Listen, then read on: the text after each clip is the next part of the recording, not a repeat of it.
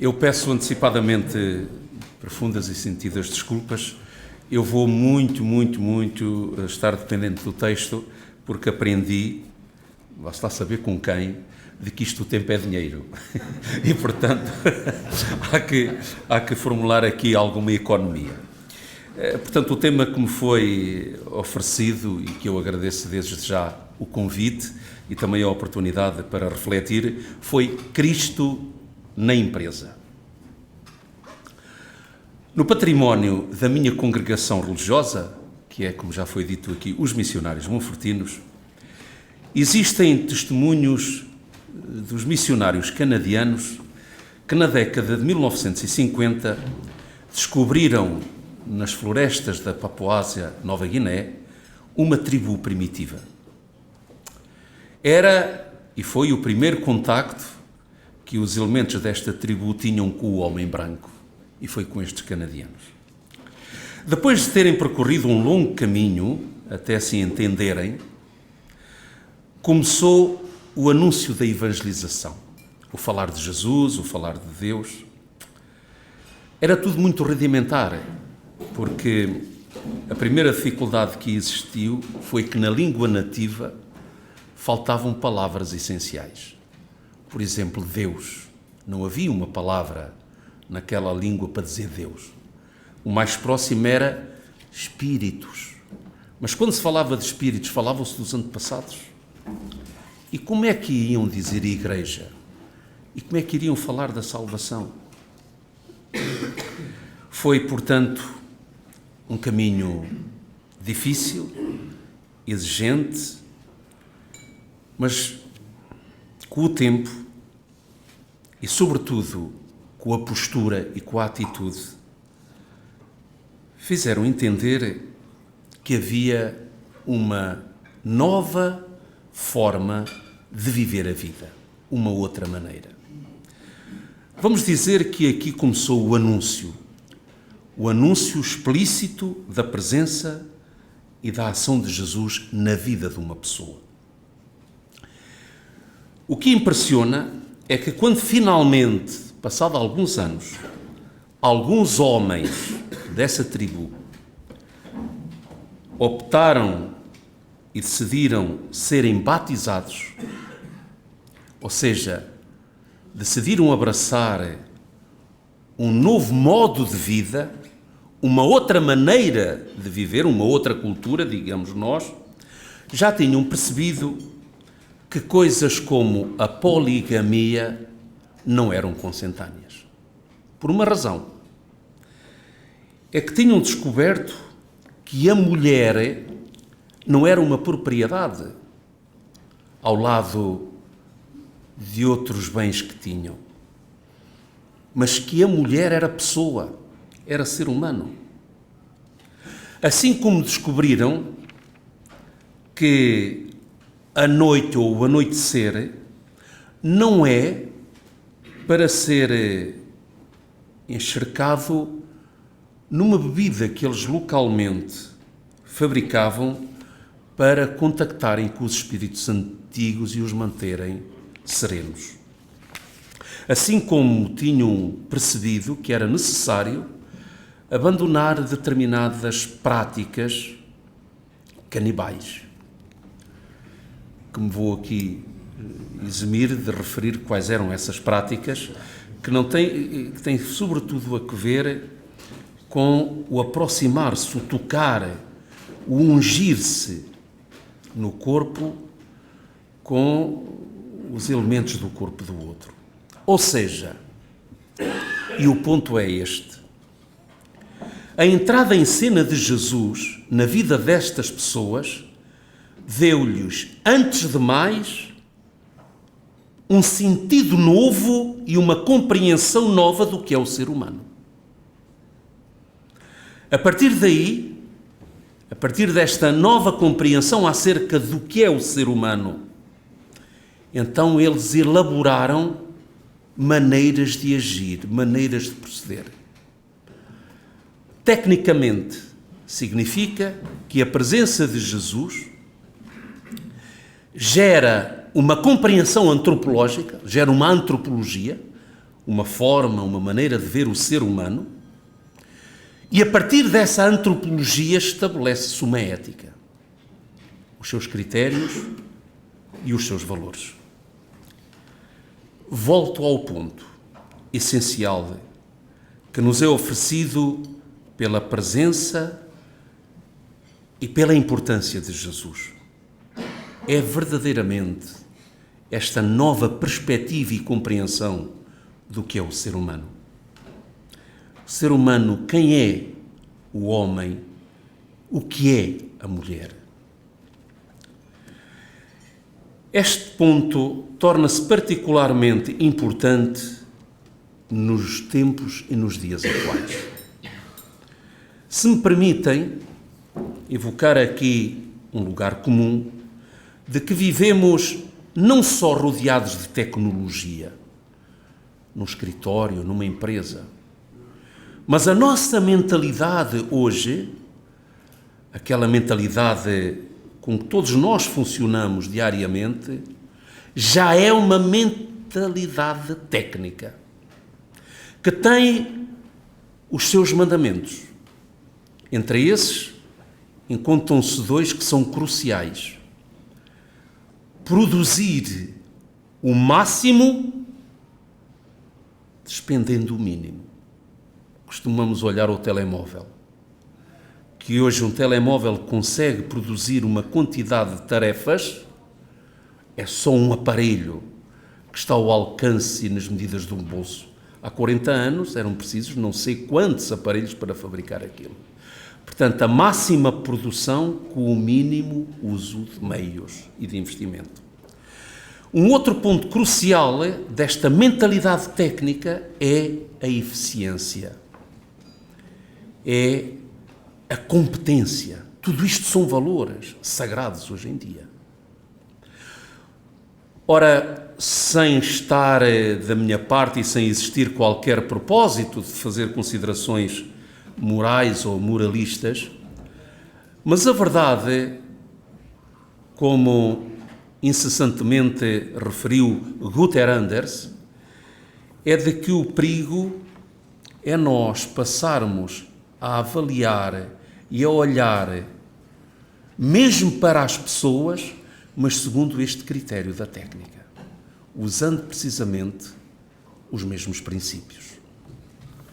Dito isto, volto ao ponto. A presença e a referência de Jesus Cristo dá-nos a certeza de que em qualquer lugar e circunstância o ser humano é sempre uma pessoa, é sempre um ser relacional. E esse ser humano advoga não só um direito à vida, como à dignidade. Gostaria de enfatizar muito este ponto, tanto mais que é importante de que não devemos cair na ratoeira de um certo positivismo que ainda prevalece. O Auguste Comte, quando escreveu sobre o que é o homem, o que é o ser humano, ele limitou-se a dizer é um ser psicossomático, ou seja, ele olhava para o homem e compreendia que é um artefacto, que é possível eu levá-lo para um laboratório ou então para um gabinete de um psiquiatra e conseguir compreendê-lo. A presença de Jesus dá-me uma outra compreensão, ou pelo menos uma compreensão complementar, e leva-me a falar de alma. Alma, permitam-me que o diga, em hebraico esta palavra diz-se nefesh. Alma é o nefesh. Mas a palavra nefesh propriamente significa sopro. O que é este sopro que nos habita? Senão, e que nós é a alma, senão aquele sopro que Deus emitiu no sexto dia da criação, sobre aquele que tinha construído. Ou seja, a presença de Cristo, seja na empresa, seja na vida, leva-me a olhar para o outro, encontrando nesse outro parcelas da divindade, parcelas de Deus. Portanto, uma antropologia. Isto é fundamental, porque é sobre a antropologia que vamos agora construir depois a ética e os valores éticos e os princípios éticos. Vou agora simplesmente aqui sintetizar, sem aprofundar, e vão compreender que o tempo é o que é. Mas o valor da justiça deve estar fundado numa compreensão do homem. A justiça como naquele sentido de que eu só dou ao outro o que é do outro e o que lhe pertence, estabelece uma diferença entre o que é a justiça e o que é, por exemplo, a esmola. A esmola é quando eu dou ao outro qualquer coisa que é meu. A justiça é quando eu restituo ao outro aquilo que ele, um vencimento que é. Um vencimento, eu não estou a dar nada que seja meu a ele. Não, é o fruto do seu trabalho e assim sucessivamente. Portanto, uma ética da justiça, uma ética do reconhecimento.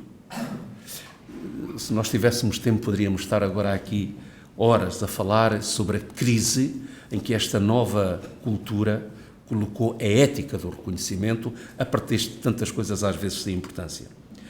É sobre uma visão antropológica que se estabelece também a ética da família, a ética da liberdade, a ética da humanidade.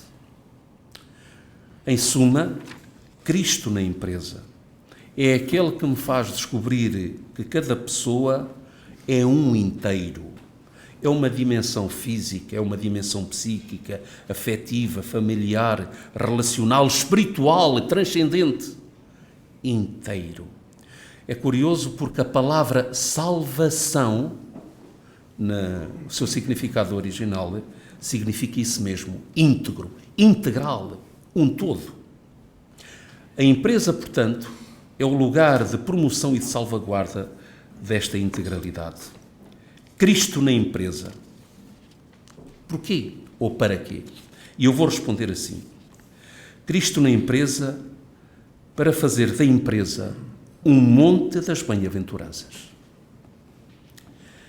Onde se vive e diga: bem-aventurados os pobres, porque deles é o reino de Deus. Pobres, não porque não têm nada, mas porque têm tudo.